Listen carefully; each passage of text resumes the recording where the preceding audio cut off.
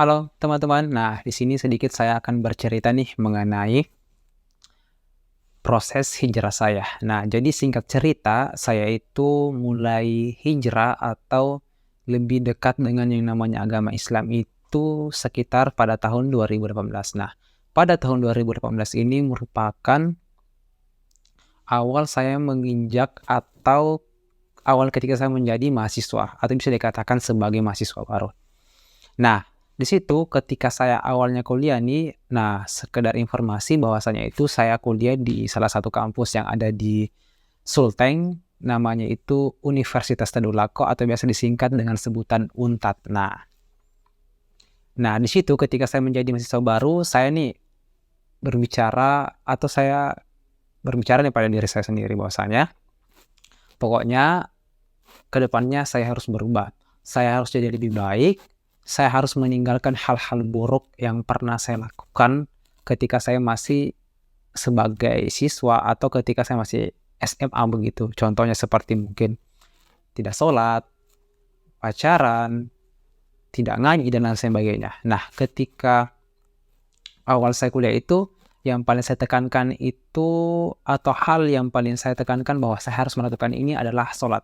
Nah, jadi memang jujur kawan-kawan, untuk awal itu, untuk sholat itu agak berat, agak sulit, terutama yang namanya sholat subuh.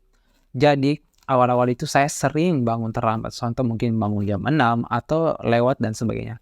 Nah, tapi ketika saya di situ bangun, saya harus atau langsung menyegerakan untuk mengambil wudhu dan langsung sholat. Nah, setelah itu baru melanjutkan aktivitas seperti biasanya atau pergi ke kampus. Nah, qadarullah ketika baru sekitar sebulan saya berkuliah, di Palu itu terjadi bencana alam. Bencana alamnya itu ada gempa bumi, tsunami, dan likuifaksi. Nah, jadi di situ sekitar kota Palu, Sigi, dan Donggala itu mengalami atau padam listrik atau mati total lah. Bisa dikatakan bahwa kehidupan itu minim atau harapan hidup atau kita tidak berharap bahwa kota Palu ini akan bangkit lagi seperti sekarang. Nah, jadi di hari ketiga itu atau ketika gempa itu kan banyak bantuan tuh dari luar provinsi, luar daerah, baik pemerintah ataupun swasta begitu. Nah, jadi pemerintah ini menyediakan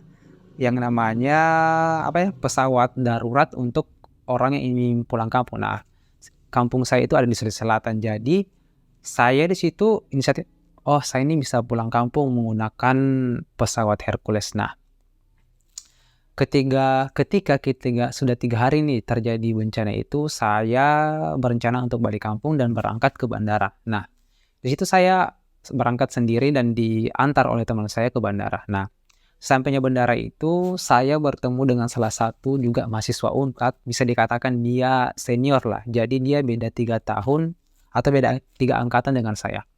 Nah, yang membuat saya kagum dengan si senior ini atau sebut saja beliau sebagai si Fulan. Nah, jadi si Fulan ini saya kagum terhadap beliau. Kenapa?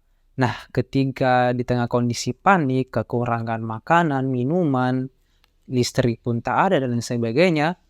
Nah, si beliau ini ketika tiba waktu sholat itu, dia langsung menyegerakan untuk sholat. Meskipun air sulit, meskipun beliau cuma tayamum atau pakai hanya wudhu dengan segelas air saja. Nah, saya kagum nih. Wow, orang ini sangat bisa dikatakan cukup hebat. Kenapa? Karena di tengah bencana itu dia masih ingat dengan yang namanya sholat. Meskipun saya di situ tidak terlalu fokus lah dengan yang namanya sholat atau ibadah dan sebagainya. Nah, di situ karena saya sudah ngobrol-ngobrol lama dengan dia, nah ketika sholat, nah saya diajak juga nih. Nah, sebenarnya kalau saya tidak sholat ini saya juga malu sebagai seorang muslim ketika saya diajak sesama muslim tapi saya tidak sholat. Jadi saya di situ saya ikut sebagai makmum si fulan tersebut. Nah, berangkatlah kami sekitar 1 hari kami bermalam di bandara. Alhamdulillah baru kami bisa dapat pesawat dan bisa terbang ke Sulawesi Selatan. Nah, alhamdulillah sesampainya di sana, sesampainya di rumah di kampung saya itu di Maros tepatnya, saya berpikir nih, wow, si Fulan ini bisa dikatakan dia cukup hebat lah atau taat lah dengan yang namanya perintah Allah. apalagi menjalankan perintahnya khususnya ke sholat. Nah, di situ saya berpikir, kenapa saya tidak bisa melakukan hal tersebut? Bahkan kita ini sesama mahasiswa, sesama muslim, perantau pun juga begitu. Nah, jadi dari situlah saya mulai berniat untuk melaksanakan sholat 5 waktu secara rutin, kontinu, 5 waktu tanpa bolong. Meskipun dalam kondisi sakit, meskipun mungkin lagi safar dan lain sebagainya. Kan meskipun kalau kita safar, kita masih diberikan kemudahan untuk menjamak atau mengqashar sholat kita, begitu. Nah, jadi disitulah saya mulai rutin sholat sampai dari tahun 2018 sampai dengan sekarang tahun 2023. Alhamdulillah, meskipun kadang kita sebagai manusia biasa itu kadar keimanan kita kadang naik, kadang turun. Nah, tapi ketika kadar keimanan saya turun itu, saya berusaha untuk tidak terjerumus ke maksiat-maksiat yang seperti yang telah saya lakukan ketika saya waktu masih SMA lah. Jadi meskipun kadang kita ada nih rasa malas sekali, sholat ke masjid saja malas, meskipun di rumah kita bawanya cuma pergi tidur, tapi saya tetap paksakan, meskipun dalam kondisi apapun itu sudah menjadi hal yang saya janjikan kepada diri saya, bahwa saya tidak boleh bolong satu sholat pun dalam satu hari itu.